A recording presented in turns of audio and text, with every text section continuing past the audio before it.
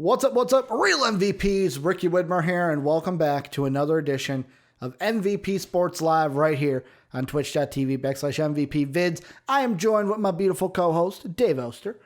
Hey, everybody. Dave, how you doing today? How's your Thursday going? Doing well. Can't complain. Just looking forward to the weekend, man. Yeah, you were telling me earlier you were playing the Call of Duty Cold War beta a little bit. I got in approximately 9 whole minutes of gameplay. A lot of play, a lot to review there on that beta. How are the eyes feeling? Because when I jumped into Call of Duty without ever playing it, I remember my eyes were like, shit, did they ever move this slow before? Yeah, the eyes I was okay at. I could see everything I was looking for. It was the hand coordination. Okay. My brain thought it, and my hands were like, now we got to slowly drag the mouse over here and hold down the button. Fucking, Yeah, it's the fucking with me getting the rapid eye. Yeah, the rapid eye movement back. Got to get back to the quick twitch with the hands. I got to up the mouse sensitivity on the gameplay real quick, but I think I'll be good to go. I think when crossplay comes, we'll be able to put out some excellent matches. Dave's like, I gotta be good with that fucking you sniper in it, or are you going submachine gun? I literally was level 1, so I had the M4A1, and that was it. Didn't have options, just use that. It was a domination match where the capture point moves after X seconds. It was okay. Yeah, I mean, we won. Some want to know. Dave's like, I'm 1-1 in my MW career. I had an over 1 KDA. Nice. So I'll take that. I'm not a bad kid, but still, it was like there's so many opportunities where I was like, I could have popped off and didn't. Yeah. It's like, oof. Yeah. I don't know these maps. Oh, but the brand new maps too, because it's Cold War. Yeah, I didn't recognize shit. I was like, what? Well, the problem is I haven't really played a ton of Call of Duty in the last couple gens outside of World War II. Call of Duty, not World at War. Yeah, World War II. You're right. Yeah. Outside of that one, I haven't really played Call of Duty a bunch. So, I don't even know what's a new map, what's an old map, but I did not recognize this map. Yeah. It was fun, though. Yeah. No, I can't wait to play it. Maybe I'll jump in the beta. Maybe I will. I said maybe I'll jump in the beta. We'll see. You can jump in the beta. Yeah, you can jump on the beta. Is the beta cross-play?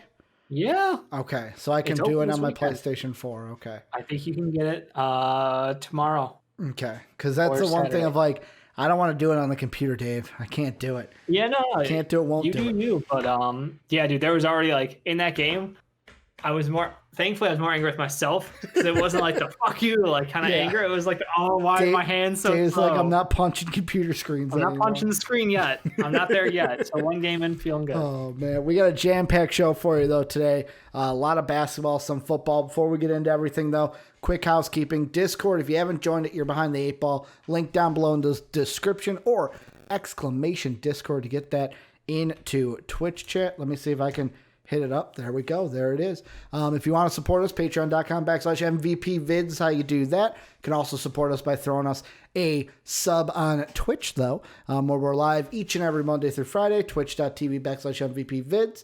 But we're also on YouTube at MVP Sports. And Dave, the first thing we're talking about today is we talked about him earlier this week. He was supposed to be in the running for the Rockets, but Ty Lue, he is a Los Angeles Clipper. He is staying with the Clippers. Dave, what is your reaction to the 5-year deal that Ty Lue is going to get to be the head coach of the LA Clippers now? Good for him. I think it's a good opportunity. I think it fits exactly what the Clippers needed, to have someone who is a more of a player's coach, closer relation. I know Doc played back in the day, but he's very much the old man coach at this point in his career. Like him, Popovich, they're the old guys. You know, they're not in the same generation. Ty Lue still very much feels like he is one of the guys. Yeah. So I think it's a different approach. It's a different voice, and I think that Ty Lue, again, we talked about what he was able to do in the locker room at Cleveland with LeBron James, Kevin, and Kyrie over there. So, like, I think it's a good move. I think that the 5 years is a bit ambitious, but it's one of those things the teams have to put out a 5-year deal to secure the coach. If he lasts 3, we'll be like, woo, you made it 3 whole years. That's great. Like, I don't think anyone's expecting this team to be, a 5-year dynasty starting now, especially after what we just saw in the playoffs. So it's It's a good move. I mean, am I sad that somebody else didn't get the job? Not really. I think he was the obvious guy for the role, so works for me. Yeah, because I'm looking around. Billy Donovan with the Bulls got 4 years. Doc Rivers, let's see. Yeah, Doc Rivers also got a 5-year deal with the Sixers. To me, that was the first thing that I focused on was like, holy shit, 5 years? Because here's the thing I feel like to where it's like, I agree with you. They had to do 5 years. They probably could have done 4 years, but probably like they had to do 4 or 5 because they couldn't do a 2-year or 3-year deal because then they're basically just saying, well, let's see how you do with what we have right now. And based on what works there, we'll talk about the future because I mean, he's been on the team already. He was a bench coach and he has a ring. So like you have to pay that level of fee. You have to pay a fee basically. And he's like, hey, I'm the best coach available right now in basketball. Is he though? Like, I've got the ring. But here's the thing of like that's what it comes down to. We talk about rings, and like his ring, it's more like, and I know Soapy was saying this when him and I were off the air before MVP Games Live, where he was like, Soapy made the joke of like, yeah, I could have coached that team to a ring. The Legoat bringing him to a ring, to where it's like, yeah, like he's not totally wrong. Where that ring is more on LeBron. He's quite wrong. I don't think so. Why is he wrong? Because you're saying that Ty Lue did nothing. I didn't say he did nothing, but no, what Ty Lue did was replicatable by Soapy. And no disrespect to Soapy, but no. The thing though that I think people want to be so negative about Ty Lue. And that is just the media bias, and that is the narrative that's been pushed out there. I mean, yes, just because you have LeBron James on your team means you're going to be good. Well, what happened the first couple of years in Cleveland? How come they weren't getting carried to championships then? Because Draymond wasn't suspended for a game, which gave them I mean, stimulus. Like the first 8 years of LeBron's career. How come? Well, none of those guys got rings? LeBron going like that's that. Weird. LeBron wasn't. I thought LeBron James just carried Soapy to championships. No, Dave, he wasn't Le coach and Le GM when he was a rookie. Like that's the thing. To where it's like, I look at Ty Lue, and I go like, you say like, oh, he's the best coach out there, and I kind of go, is he the best coach out there? Because I'm more on the side of, and I know we talked about this when we talked about Ty Lue earlier in the week, of what do the Clippers want? Do they want a guy who is basically going to manage the egos, which that's exactly why they hired Ty Lue, to manage the egos on their team, because this team now has a 1-year window in my mind. They have next year, and that is it. To where that's why, like I was saying, I looked at the 5 years and I went, I don't know if I would have done that. Like you say, paying for the ring, they had to do 4 or 5. I'm not saying that they could have gone with a 2-year contract. They had to. I literally don't think that his agent would have taken a 2-year, 3-year, or 4-year deal. Really? Not even a 4-year deal? No. This was a pure power play by Ty Lue, knowing that because he had been with the team, he has the ring, he has a relationship with superstars, he has the know-how to get guys to that position and to get them to win a championship. Absolutely was not a decision by the Clippers to be like, well, we'd like to do 3. And he'd be like, so 5 years it is, right? And that's just kind of how that discussion goes. Like, it's not a situation where the Clippers had any power as far as we'll do a this year deal. Yeah. And like, for me, this is not a deal also that is like, man, Clippers, they're going to win the title next year, because honestly, for me, I put more onus on the players than I do on the coach, where it's like, yes, Ty Lue is going to play a role on this team. He's going to like have to basically do what he did in Cleveland. But if Paul George ain't playing right, if he's pandemic P and not playoff P, and if Kawhi Leonard's the only one showing up, or if Kawhi Leonard goes goose egg in fourth quarters in the playoffs, this team ain't going to win a ring. Right, and why did those things happen is the question. And if they had a head coach in there who could recognize, address problems, speak to the guys man to man, could the situation have been fixed in the moment? Do you think it could have? Losing out the playoffs. Do you think, take out Doc Rivers this past playoffs, put Ty Lue in, was there anything that Ty Lue could have done this playoffs to change those outcomes? I don't think so. I think you can't say there isn't a way Ty Lue could have had an impact on the playoffs. Like, again, I feel like everyone wants to cut him down and be like, he's done nothing. He got carried. He has no coaching skills. He doesn't know what he's doing. He's just a suit on the sidelines. Like, I just feel like that's so overwhelming the narrative. And it's like, the guy is one of the most loved, assistant coaches. He's been great around the league. Players fucking love this guy. They stand up for him. There's got to be something he's actually doing, do you think, So, yeah, I think that if he could address the situations with Paul George getting down on himself and feeling like he is just kind of like, I don't want to say like depressed, but it was like his play felt like it was like a black hole. It was like he had one bad performance, which led to another, and it felt like he was struggling. It's like if you have a guy who can go in there and talk to you about that and help you with that and get you outside your own head in those situations and be like, hey, man, clean slate, like, let's go do this. Whatever the approach is, I think Ty Lue is better equipped to have those conversations than Doc Rivers is. My only question, yet again, this goes more into how did the coaching structure work when Doc was there? There's a part of me that goes, so just like when he was the assistant coach, could he have not had these conversations with Paul George even last year? Like, just because he wasn't the head coach? Like, it seems like to me, like, yes, there's going to be things, like he's going to have different roles now. And to me, the most important one is basically with the entire season. And of course, this year was a different season because we had the break in the year that it was kind of like you had some guys saw it as like a recharge where it's like we saw Jimmy Butler actually like working out through the entire fucking like break. And it would be like the line we love to quote where he's like, yeah, I would bounce basketballs all the time and my neighbors would get mad and I'd be like, get over it because I need to get better. To where it's like, I don't think the Clippers, this isn't a move that makes them to where it's like, yes, they're going to be the champion for sure. I think it keeps them in the running for a championship. The question that I have, though, is let's say they don't win it in year one. Let's say they don't win it next year. A, what does that mean for Paul George and Kawhi? Because let's say they opt out. And if they opt out, I think they're leaving and going to another place. I think that in me, I'm going to put my money on the Clippers maybe not winning the title next year, and then those two leaving, and then now you're stuck with kind of the same situation the Cavs were stuck with.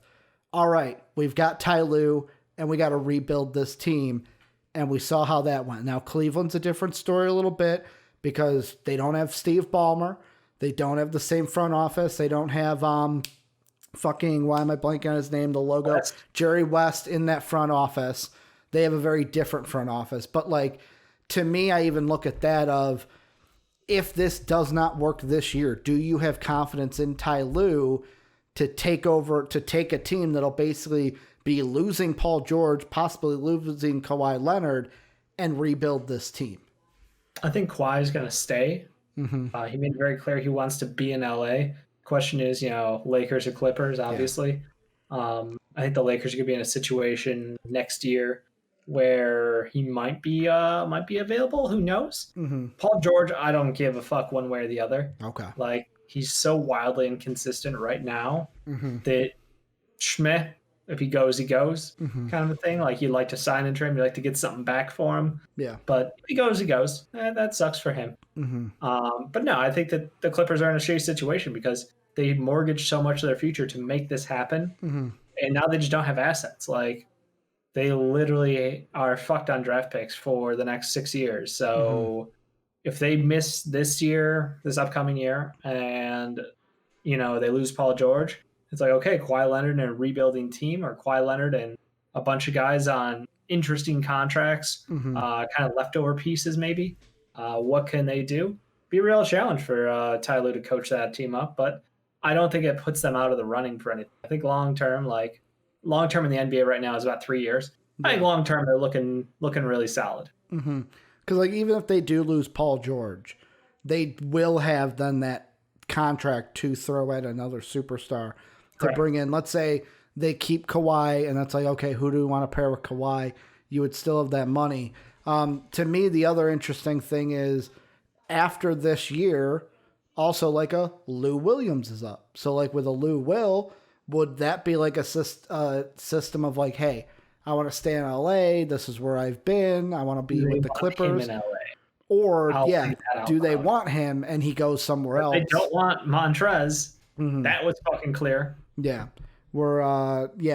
They've got like Zubac under contract, Cabangeli. The only ones that are up are JaMychal Green, depending on if he takes his player up for this year of $5 million.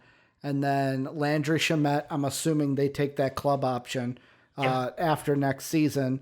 And then, it depends on Paul George, Kawhi Leonard, what they're going to do. Lou Williams, do they even want him back? With this deal, I know we've talked about Ty Lue and what he brings to teams. It's just for me a sense of like, I feel like this team is, I'll say it, not going to win the title next year. Cause I'll be honest. I think depends on what we see from the Warriors when the season starts up again, because if Steph and Clay are healthy, depending on what they get in the draft or who they trade for with the drafted Wiggins, like that is going to be a team that instantly is in the championship picture. The Lakers aren't going to get any worse. Especially, KCP and Rondo both opted out already. Mm-hmm. I mean, you think they won't bring back Rondo, or Rondo won't want to come back? Rondo during the interview was like, I'm going to explore all my options. On First Take, I want to say he had that this morning. Yeah. If LeBron says, hey, let's run it back and win another ring, I think he comes back. I think the thing is they literally said like multiple teams, including the one in your own city in LA, the other team in your city has expressed interest in you. So it's like nobody's sitting pat this year. Yeah. Many teams are like, okay, we need to go do something in the short term. We can do something. We got 1 year, bunch of 1 year deals. Again, we're going to see the NBA flooded with 1 year deal contracts because after this year will be the reset on superstars. Yeah. That 2021 year contract situation is going to be insane. So I giggle, Dave, because you want to know something? Sure. The Lakers. If LeBron James opts out next year, guess how many players they have under contract? Zero. Well, technically they have Talon Horton Tucker and Kuzma. Yeah, THT's a fucking ring bearer, man. Yeah, they have RFAs there, but like Quinn Cook, Caruso, unrestricted. Danny Green, Avery Bradley, unrestricted. They're not missing Danny Green right now. Trust me, that city could not give a fuck about that man. LeBron's got a player op, and then it's like Kuzma is an unrestricted, and then JaVale McGee. There's already rumors about trades. Apparently, multiple teams are interested in trading for Kyle Kuzma, so I think the Lakers could look to upgrade there because he wasn't a finisher. He was a factor in some series, some games. Like the one I think it was against the Nuggets, I think, where like he hit that three on the right side of the court. That was like a clinching moment for them, and it was either the Rockets series or the Nuggets series. But like in the finals, like I don't think he played. Like it wasn't like, oh man, if we didn't have Kuzma, we wouldn't have won this ring. Bench buckets, and he made dumb mistakes still. And again, I get it. It's his first NBA Finals. He's still relatively young. You don't want to, whatever. But like, if you could sell high on him and get a piece who will actually play solid minutes and be in a final lineup for you, that's you're looking for closers right now in that Lakers team. Because right now, you've got Anthony Davis who's going to re-sign a long-term deal there. It looks like you've got LeBron James. And then you got to figure it out. Like I like Avery Bradley. I think if Avery Bradley was healthy, that team would be even better. Again, if they can re-sign Rondo, fan-fucking-tastic. But it just turned into like, what else are they going to roll back with? Dwight Howard potentially being poached by the Warriors is something I've heard. That would be actually really nice. Like his addition to that team. Boogie comes back is another question. Like, where does he go? Does he come back to LA? Does another team want him? In the air, you can't guarantee shit. That's the problem. Is like as much as we want to say the Lakers will be favorites next year, Golden State Warriors will be favorites next year, and the Nets will be favorites next year. I think the Clippers are right there with them. And I don't know that there's any clear separation between any of those teams right now. Like until people sign, till the dust settles after the draft, we won't really know. But those are the top 4 teams in the NBA at this moment. You have to say the Miami Heat would be 5 technically because they were in the fucking finals. Or Denver. Does Denver get into that top 5? Because Denver to me is a team, and I'm pulling up their contracts right now. Denver's all locked up. Yeah, it's like what they're losing Millsap. They could sign him to a dirt cheap deal if they want to. If they're losing Jeremy Grant, they could re-sign him if they wanted to. Millsap, and then like Jeremy Grant has a player op that he hasn't accepted. He's declining. And then Torrey Craig is an RFA. That's it. Yeah. Yep. So they basically can run it back with another year of experience and be fine. I would love to see what Michael Porter Jr. and Bull will do on that team in full-time minutes next year. He's so tall in person, Dave. Are you kidding me? They're going to run out the 7-foot lineup again and just trash teams during the regular season. Fucking love it. I can't wait. Let's switch over because we're talking about the Western Conference. The other news happening in the Western Conference is that the associate GM of the Rockets earlier last month accepted the job to be the the president of operations for the Kings. Now we've got the GM in Houston, Daryl Morrey, is stepping down. There is now an opening. There's the coach opening, the GM opening. Dave, the first question I want to ask with this is, how does this change the coaching hire for the Rockets? Do they now have to pivot and go, we got to hire a GM first before we even think about what coach we want? Don't hire Stan Van as a GM coach. Learn from Detroit. Do not make yourselves suffer like they did. Is he even in the running for the Rockets? He is. Is he? I thought it was Jeff Van. Jeff Van's the leader right now. Okay. But Stan Van, I wouldn't put out anyone's fucking, I'm just saying, don't give the dual powers. Mm-hmm. No one deserves that in the NBA outside of Pop. And even Pop, I don't know that it's a great move, but when it comes down to it, you need to find the GM first, I believe. I think that they've got the guy in-house already. Okay. Their assistant GM was someone who was interested in moving up the ladder. The name was super familiar. Now I'm blanking on it. But yeah, I think that's probably the route they're going to go. They're going to stick in-house for that. I don't know if there's any like big GM names out there. I've not familiarized myself. Mm-hmm. We've been going so far into coaching trees that that's all my brain has room for right now. So I'm trying to look up the front office for the Rockets for you. Okay. But yeah, as far as this goes, I think, if the guy who is the assistant right now slides up to full GM, then they'll be fine. I think their head coach pick is still fine. It's just a matter of like the GM's job is to put the best roster not on the court. That's the wrong word. Put the best roster under your team's banner. And then the coach has to figure out how those pieces fit together. There's 2 assistant GMs right now. There's Scott Manley and then Eli Wittes are the 2 that they have down. I think it was Scott. Okay. I think Scott was the one they were looking at for the GM role. Because Eli is also the executive vice president of basketball operations. Ooh. Then maybe. I don't know. Yeah. I don't know. But yeah, I'd read a rumor that one of their assistants was probably getting bumped up. Yeah. Point being, it's their job to be talent evaluators, contract guys. They got to do a little bit of everything. Yeah. And they got to be the bad guy sometimes. Does Daryl Morey get scooped up by anybody? I don't know if Daryl Morey wants to right now. I think he wants to take a year off. Okay. Dan Antoni, not coaching. Mm-hmm. Daryl Morey, not GMing. Yeah. You see a tandem? Some job opens up.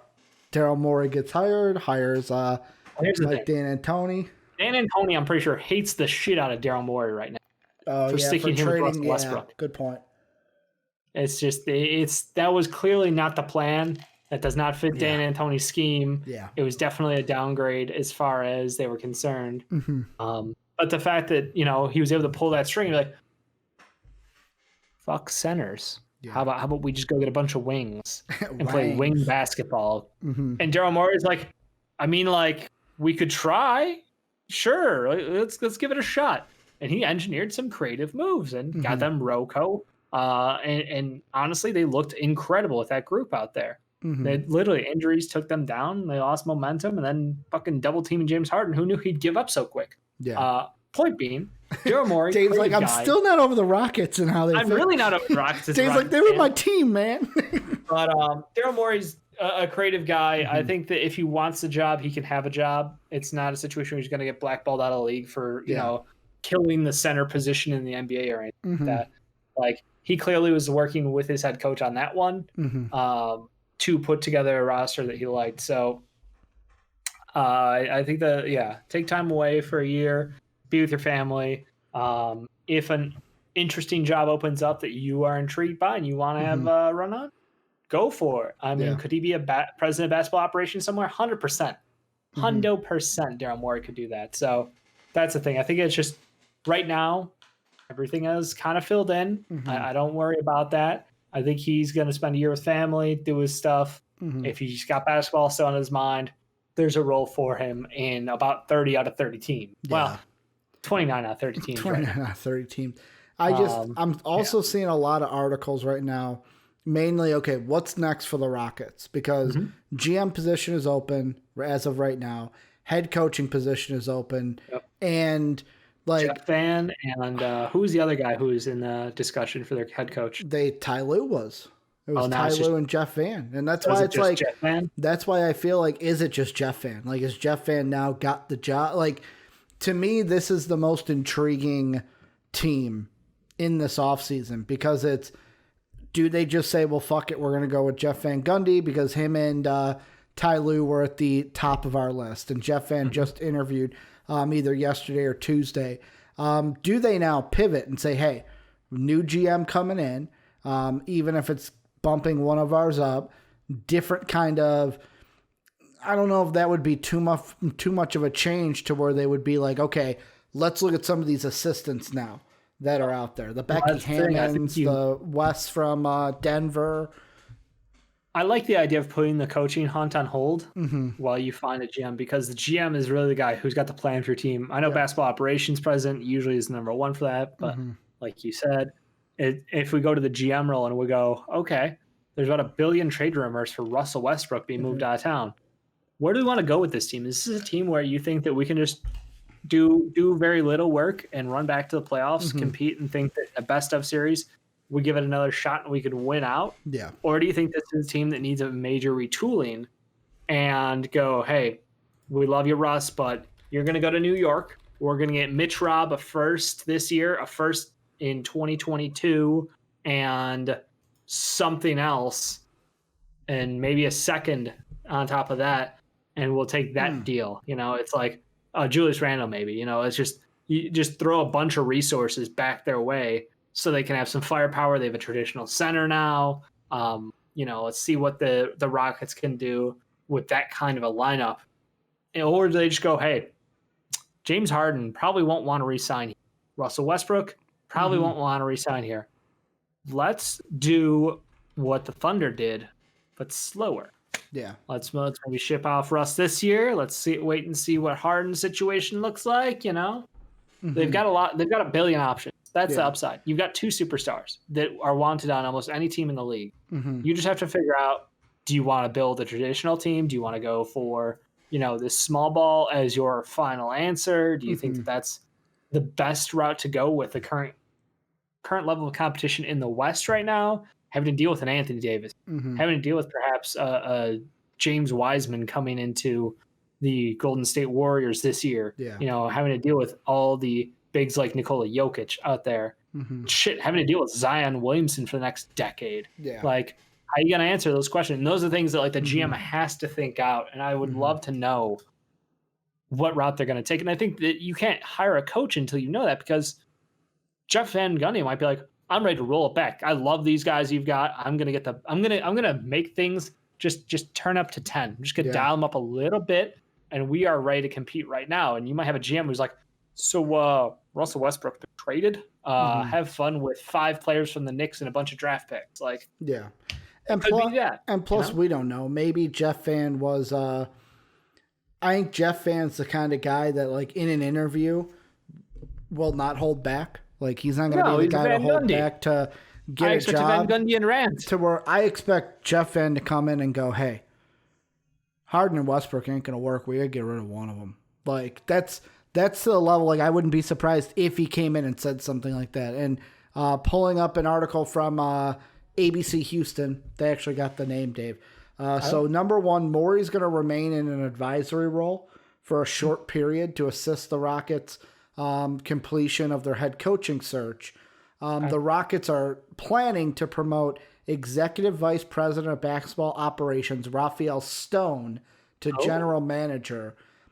Stone has played a significant part in the Rockets team building throughout his tenure with the organization. Houston is also promoting Eli Wittes to Assistant General Manager, sources say. So cool. It looks like both of the basketball operations guys that are the executive vice presidents of BO is basically, hey, one's going to be the GM, one's going to be the assistant GM. And to me, reading that, it goes along the lines of, like you said, to where it's like, so does that mean Russ and Harden are safe? To where it's like, we put this team together. We were, of course, like Morrey was the GM, but we had our hands in building this team and we believe in this team. We're just going to run it back then. Like, is that what that says? I think it's a question we don't know the answer to. Mm-hmm. Like, you don't know how much of a weight and a voice those guys had in a lot of the decisions. Like, we all know how Daryl Morey feels about advanced metrics in basketball. Mm-hmm. He is one of the guys who is so far into analytics that you love him as a nerd. Like, he's absolutely the guy who's fascinated by numbers. The basketball purists so hate him. If it's basketball for the sake of it's almost like I feel like you get this more in football, but you get it in basketball too, where it's like the analytics don't say anything. You just play football or you just play basketball. It's how the ball bounces. How'd that work for baseball? You went money ball, and everybody realized baseball is like the thing I will always remember. And of course, I'm talking about a video game here. One of my sister's ex-boyfriends, his name was Vince. He says, I hate baseball. And I go, why? He goes, because it doesn't matter about the fucking game. He goes, whenever I play a video game that's baseball, you never have to care about anything but just looking at stats. Just give me the guys with the best stats, crunch some numbers, boom, there's your baseball team. That's all baseball is probability. That's how baseball works, baby. Did Moneyball teach us nothing? Mm-hmm. Yep. So, no, I totally think that he's a a wizard in his own right. So how much voice those two other guys in the front office had, hard to say. Hard to say if they followed him or not, I think the guy that everybody's kind of looking at as the odd man out right now is Eric Gordon. Mm-hmm. I think that Rocco and PJ Tucker are a phenomenal duo and absolutely need to be staples on this team moving forward. Mm-hmm. Outside of that, schmeh, Yeah, it's going to be interesting. Like I said, this is the most interesting team to me in the offseason just because of what are they going to do moving forward. But Dave, before we go on to football, let's do a topic we always like to do here. These are the dampest of dudes, soggiest of shooters, moistest of men, and sometimes the mistiest of misses. These are our wet boys. How we do it is usually Dave gives a wet boy, I give a wet boy, patrons give a wet boy, patreon.com/MVP vids to support us and get in on the wet boy voting action. However, there was no football last night, no basketball last night, so we got two wet boys, Dave. We got a wet boy from myself and a wet boy from the patrons. And with mine, I'm just going to right into it. Like, what we called it yesterday, Corey Seager. This was one where the fucking Dodgers set a postseason record for hitting as many home runs. I think they did like 5 or 6 in the first 2 innings.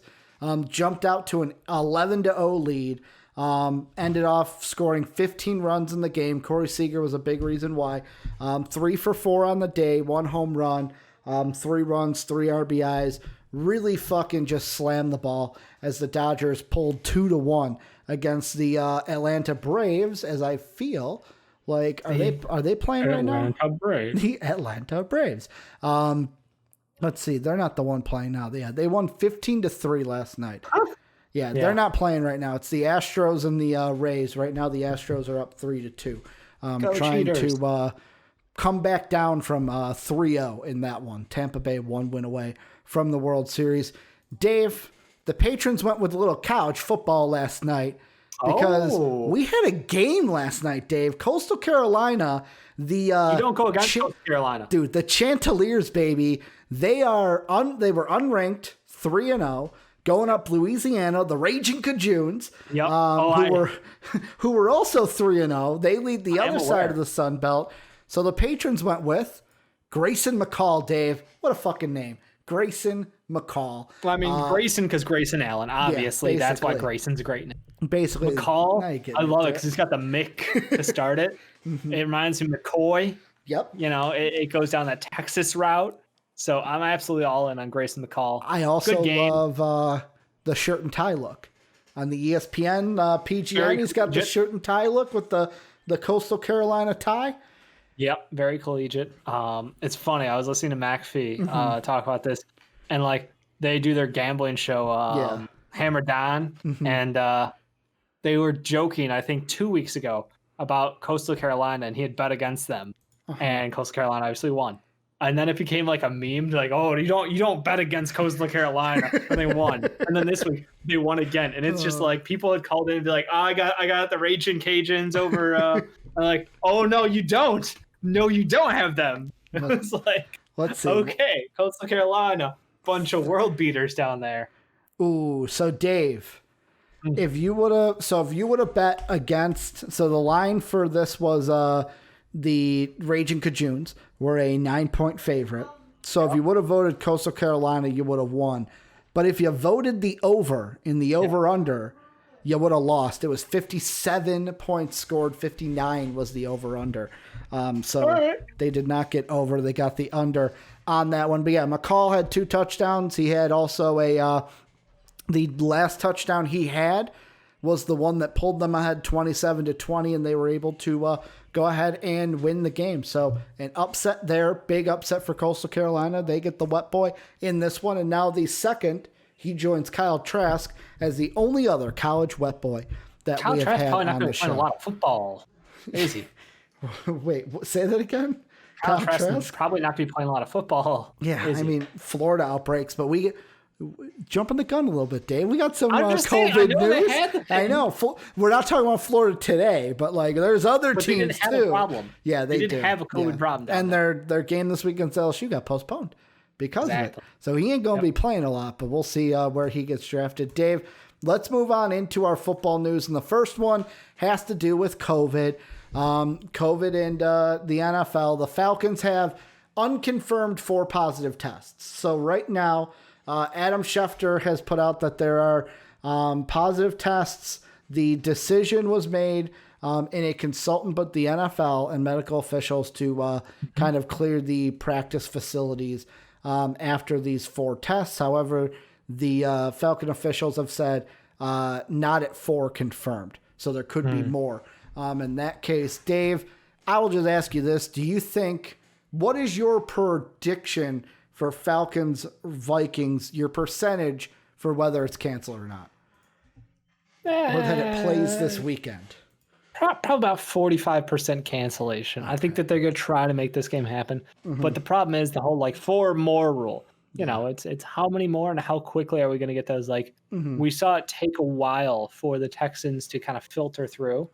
And I think if we had 4 today, we might have 6 tomorrow. We might have 10 by Saturday. And in that case, you got to cancel that shit. Yeah. But if they stay 4, go to 5, and then nothing, or they nothing this, then hey, game's on, baby. Dave's like, yet again, I feel like a broken record because he's like, didn't I say this when the Titans got theirs? Shouldn't happen. Will happen. And then we're going to hear that the Falcons had 4 more cases after Sundays. Yeah. And they're going to be like, well, shit, now the Minnesota Vikings better go get tested. This will be the second time the Vikings have played a team that had positive cases after they played. And the Vikings have had 1 case themselves. The NFL also has made a change that sick players must isolate even if they're negative. So, Dave, if you're experiencing COVID symptoms and you test negative for COVID, doesn't matter. You got to quarantine just like you had tested positive. The other news, Dave, we talked about this earlier in the week. We then talked about the next day. Le'Veon Bell news. We have Le'Veon breaking news coming into the show. It is official, Dave. He has tweeted out, Kansas City, hashtag Chiefs Kingdom. Thank you for the opportunity. Let's go. He will be joining the Chiefs on a 1-year deal. Dave, You mentioned the Chiefs as one of your teams. How much better does this make the Chiefs day one with Le'Veon? I mean, I just like being right. Can I be honest? Dave's like smiling because he's like, I'm right and you're wrong. I love being right. Mm-hmm. I told you the rich are going to get richer in this situation. Yep. And, the Chiefs have a great running back in Clyde Edwards-Helaire, but they do need somebody to back him up. And why not get a Pro Bowler on a minimum contract? Like, there's absolutely no downside to this deal. You don't like him, you can cut him. Fuck him. Like, at the end of the day, he's Le'Veon Bell, though, and he can go catch the ball. He can go run out of the backfield. He's someone you can trust when the game's on the line. He doesn't shy away from big moments. Like, there's everything positive to say about him. Obviously, there's some questions about the locker room, the attitude, and all that shit, but I think that all kind of plays out when the play on the field talks for itself. Now, am I going to criticize him for liking a couple tweets, calling Adam Gase a stooge? No, he's doing what everybody's doing. He's not wrong. Like, that's the thing. If you were wrong, that'd be okay. But, like, he's not wrong, so I got no problem with it. Yeah. I mean, for me, this is one where it's like, this is the best thing the Chiefs could have done. Like you said, rich getting richer, because, like, the biggest problem to me in most of these games where Edwards-Helaire is your only running back. And now it gives you that possibility of when you have that one guy and he's yours, teams can kind of go and kind of guess a little bit easier. Hey, this is when we load the box. This is when we don't load the box. Unless that other running back is Adrian Peterson, because Adrian Peterson proved through his career, load the fucking box. I don't care. I'll run all over you. Put 12 in the box. I fucking dare you. Like, that was Adrian Peterson. God, I remember the year he came off of the ACL when they would they broke down the film and they were like, yeah, how many teams would put 12 in the box? And then he would just be like, no, fuck it. I'm running all over you. To where this is more of a thing of like, teams have to pick and choose now, because when Allaire's not the main back, oh shit, it's Le'Veon Bell. Like, it's still, and I feel like Andy Reid, good coach, way better coach than Adam Gase. He's going to get the most out of Le'Veon. Do you remember the running backs he's had in his career? Yep. LaShawn McCoy, Kareem Hunt. I'm trying to think. I'm trying to think way back. Darren Sproles. Yep. Darren Sproles has been. Darren Sproles was the main one. With these pass-catching, fast running back. You know who's a good pass catcher, who still has some speed in him? If you got 3 down back, it's Le'Veon Bell still. Yeah, I'm trying to think. Was Brian Westbrook, was that his name? Westbrook? The main running back. I know his last name was Westbrook, but was his name Brian Westbrook? Yeah, Brian Westbrook was the running back in Philly for Andy Reid. Yeah, he's had a lot of good running backs over his time. And even like with the Chiefs, when they had Kareem Hunt, they still had like Charmander West and other running backs that could come in. Not Charkandrick? No, Charmander West, Dave. Like, multiple running backs work with Andy Reid. Multiple running backs. Right, he's an offensive genius. Yeah, it's just, this is going to be good. What? Was this what the Chiefs needed most? No. They need help on their defensive line. Was there any defensive lineman who was this good available for no money? No. So don't complain. Yeah, I mean, they could have tried to give Jadeveon Clowney money during the offseason, but he would have been... Yeah, because they had an extra $15 to $19 million. He was going to be a lot more than what Le'Veon Bell is going to cost the Chiefs right now. Considering the Jets are paying for 99% of the contract. Yeah. Dave, the last thing we're going to look at is our favorite, college football. COVID edition. And COVID. You know what? If anyone out there in the MVP Nation is like really good at like graphics and stuff, or like audio animation, like make us an intro for college football and COVID. And we'll play it every time. Like a daily topic. It is. It's a daily segment here on MVP Sports Live. College football and COVID. Basically, I want to be like the 10 o'clock news. College football and COVID. Are your kids protected? More about this at 10. But Dave, we got 3 stories with this. Some of them, though, are good stories. I feel like this is a more positive edition. First one, that's the negative one. We'll just get that out of the way. The Cincinnati Bearcats have positive COVID tests. So their game against Tulane this weekend is going to be postponed. Saturday's football game between 8th-ranked Cincinnati and Tulsa has been postponed because of positive COVID cases at Cincinnati and quarantining of athletes at the school. The AAC announced Thursday the game is rescheduled for Saturday, December 5th at Tulsa. So yet again, another game this week where schools are going to be without football. The other two are more positive ones, Dave. The first one coming out of the SEC. Multiple SEC schools to lose conference revenue for not following COVID-19 protocols. Multiple SEC schools will have revenue from the conference deducted as a result of not following proper COVID-19 protocols, sources told ESPN. According to a memo sent by SEC Commissioner Greg Sankey last week, schools will have their conference revenue distribution cut by $100,000 for each week they do not follow the protocol. The memo, which was obtained by ESPN, also said that suspensions will be considered for failure to comply. Underlined and bolded for emphasis, Sankey wrote, "Do not relax and do not let those around you relax because of a few weeks of success."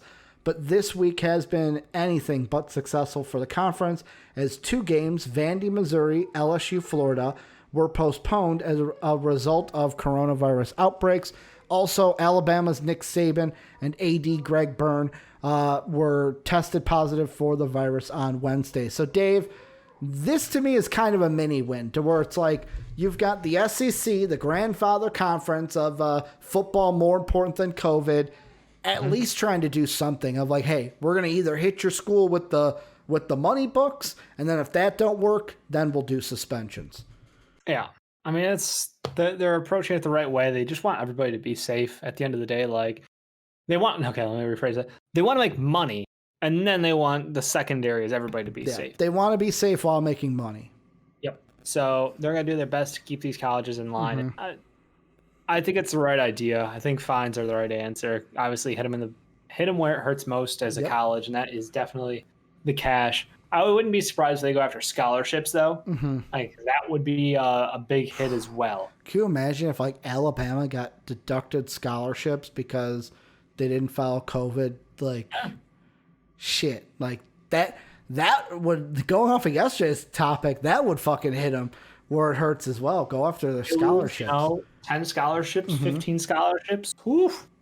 The other good news, Dave, in the college football COVID front, NCAA grants extra year of eligibility to all winter sports athletes. All winter athletes in NCAA Division I sports will be given an additional year of eligibility, and all football programs will be allowed to compete in bowl games, regardless of their record, as part of one-time rule changes in response to the ongoing coronavirus pandemic. The first one is what I think, like what I want to focus on. It's good. These winter athletes who are losing their sports, they're going to get a extra year of eligibility. Why should you be basically taken away? Like I think of the seniors. Why should your senior year be robbed from you? Right. Let them have that opportunity to at least have a senior year. Does this fuck up recruiting a little bit? Yeah, but fuck it. Whatever. Who cares? We're in a pandemic. This is an unseen situation that we're in. The other side of it, though, Dave, the bowl games is like I was sitting there and I was going, when Sam put that in the Discord about the bowl games, I was like, wait, bowl games weren't going to happen this year because they were going to focus on the playoff games. I mean, I feel like this is a rule that is basically, hey, if we want to have bowl games, we're not going to have many teams that have 6 wins because they might not have even gotten to 10 games.